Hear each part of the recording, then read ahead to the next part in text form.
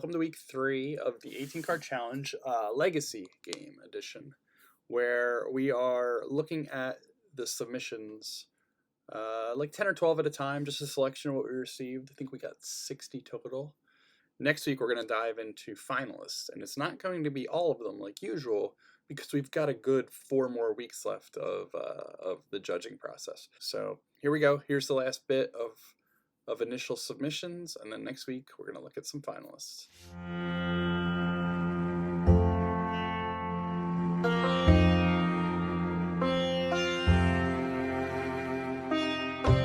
After trekking for days through the desert, you and your colleague have finally made it to the excavation site. It was told to you by the locals that this whole valley was once an oasis for ancient dinosaurs, a bedrock host to many species yet to be discovered. This is Strata, a 2-player dexterity legacy game. In this game, you are trying to have the most points by the end of a round by casting out your trusty pickaxe and collecting dinosaur fossils. As you progress through the campaign, you'll be marking and placing stickers on cards that will have cascading effects as the game continues to be played. Placing a sticker here permanently changes the gem cost of a card. Marking one of these bubbles permanently reduces the value of a gem, and placing stars on cards here scores players points over the course of the campaign. Hi, my name is Thomas Perry, designer of spy games, where you'll be taking on the role of one of the largest spy agencies in the world, for example, the CIA or MI6. In that role, you will be discussing with other players about the agent cards that have different values, which are intel. You'll be placing on agencies. The agencies are hidden, so no one knows which agency card is going to. And by winning, you will have the highest or the biggest intel. This is a 3-player game and lasts 5 to 10 minutes. Thank you so much.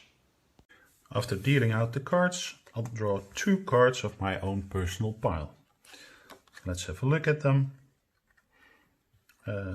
These have 2 bicycles, some orange floors, and a lot of screens. So this is probably the better card for me to keep. I'll give the other card to my left player. I also received 1 card from my right player. I have to build both, so I'll build them both. I'm playing with 4 players, so that means I can only have 3 houses. That means I have to cut one of the cards. That's why we have a scissors next to the card.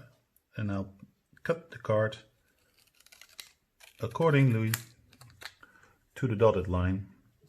And now I can build these 2 parts of the card. I'll move this one here, so the building will move up. Temple of Shiva is an 18-card legacy game of adventure and exploration for 1 or 2 players and lasts between 30 and 60 minutes per game. As a legacy game, you will spend time unlocking abilities, upgrading cards, and discovering new content, making each game unique and forever replayable after the campaign is completed. While playing as the Professor and the Muscle, your task will be to explore the temple by moving from your active room card and choosing between 3 room cards in the selection row. 2 rooms must be searched by both characters, placing the 3rd room in the trial to be resolved later. Both characters have unique abilities, some of which are available at the start of the game and others that will be unlocked throughout the campaign.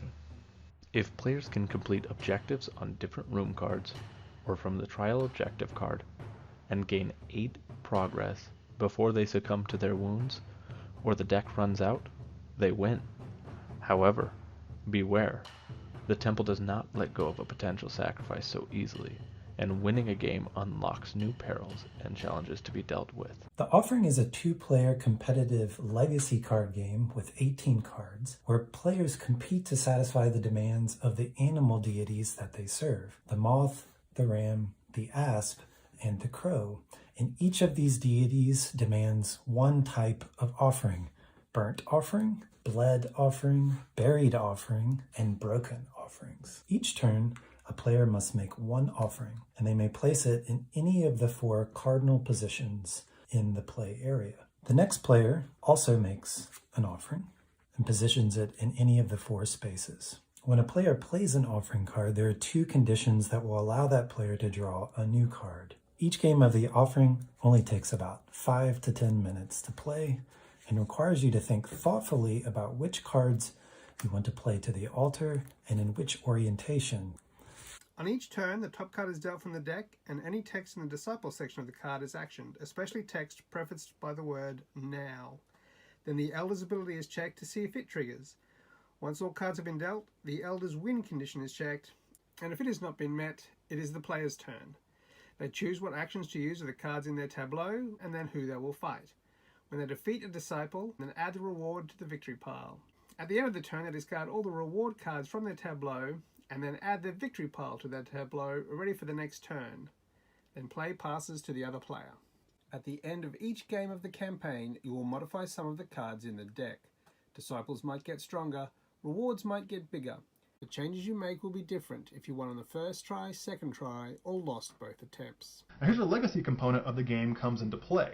All of these awesome abilities, which let you get more power, synergize with certain types of cards by their merit badges, or even draw certain cards from the deck instead of drawing a random card, they're all activated by these abilities here.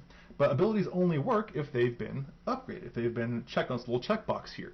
At the end of each game, players will look at the 9 cards they played that game and choose 3 abilities to upgrade or to activate for future games to use. Each game will follow your team of pirates as they discover and conquer islands. Through the game, players will fight for dominance on each of the islands to gain their valuable resources.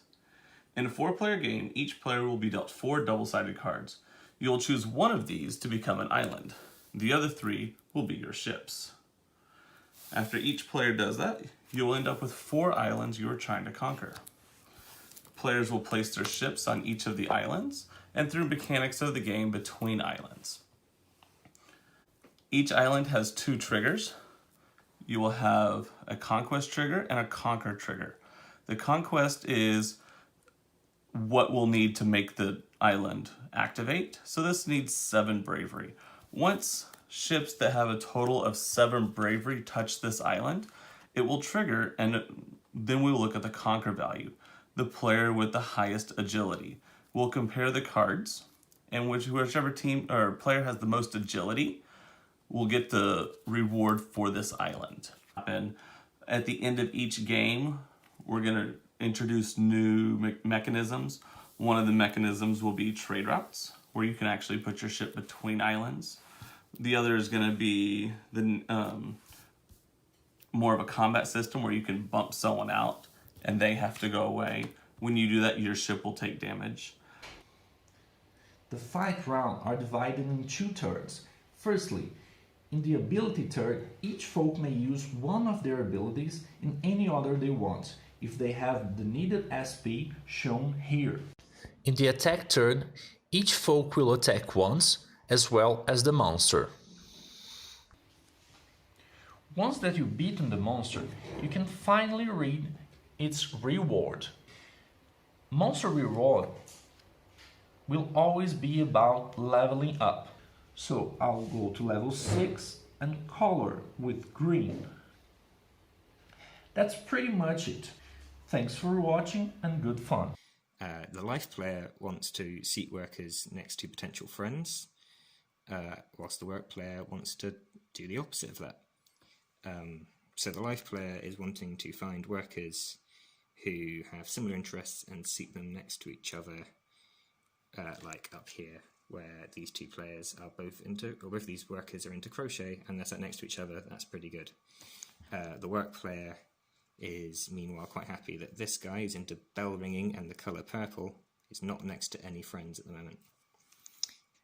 Over the course of a campaign, additionally, the life player will be sticking happiness stickers on workers, and if they end a game with 2 maximally happy workers next to each other near their player card, then those 2, they found true love, and the life player has won.